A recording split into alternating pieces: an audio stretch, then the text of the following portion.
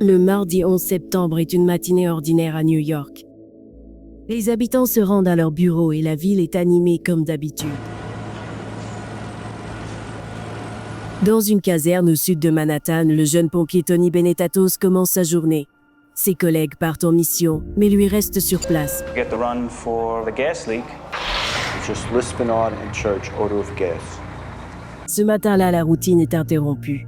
L'équipe reçoit un appel pour une fuite de gaz signalée en plein sud de Manhattan. Une intervention sans danger particulier et presque banale.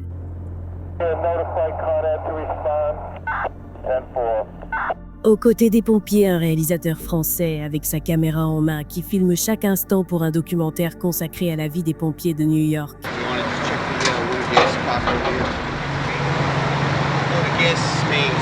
Tout paraît normal, puis à 8h46, un avion passe au-dessus d'eux. Le pompier regarde vers le haut mais sans vraiment rien voir d'anormal. C'est le réalisateur qui lui voit que l'avion se dirige droit vers l'une des tours et filmera la scène.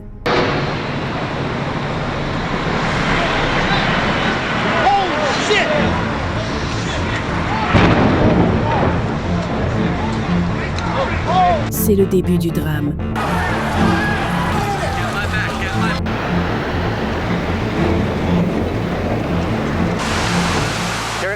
De l'autre côté, dans un immeuble situé au 135 William Street, un étudiant sort en panique à cause du vacarme. Oh my God!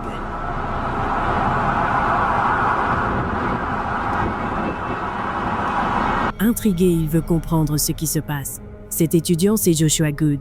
Avec sa caméra à la main, il filme depuis sa résidence les tours jumelles en flammes.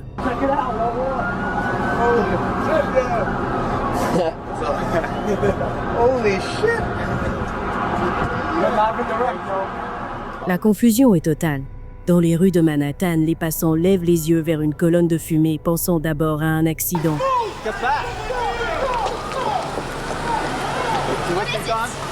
They just think there's gonna be another explosion. Right?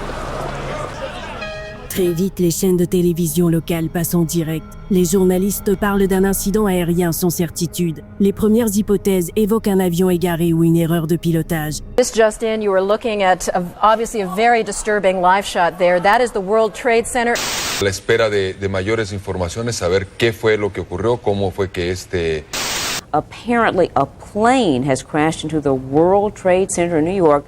現在私、貿易センタービルから1キロほど北にあります国連。 Ce n'est que quelques minutes plus tard que les témoins réalisent la vérité.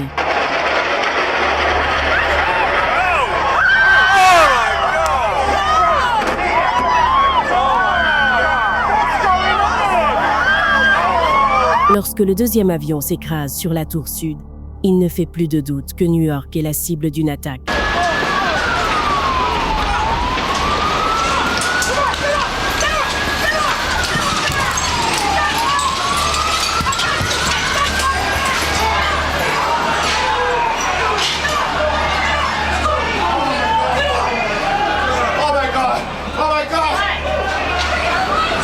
Dans la tour nord, les étages 93 à 100 brûlent entièrement. L'impact a sectionné le noyau central de l'immeuble, rendant les ascenseurs et les escaliers impraticables. Les personnes se trouvant au-dessus de la zone touchée se retrouvent totalement bloquées.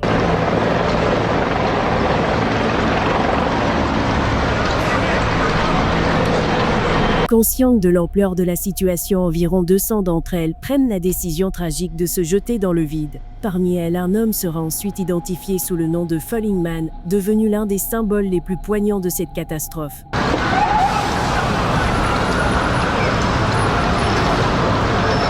Sous les yeux du public, la tour sud est la première à s'effondrer à 9h59 avec plusieurs personnes piégées.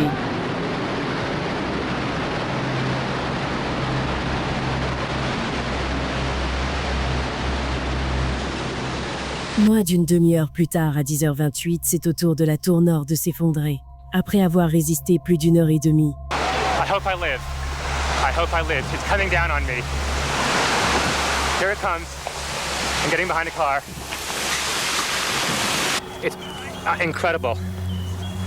Okay, I'm gonna have to go find people who need help. Because I don't think I'm one of them. You okay, sir? L'effondrement des tours libère un gigantesque nuage de poussière toxique. Sur le moment, il étouffe les survivants et des années plus tard, il provoquera de graves maladies chez les secouristes et les habitants.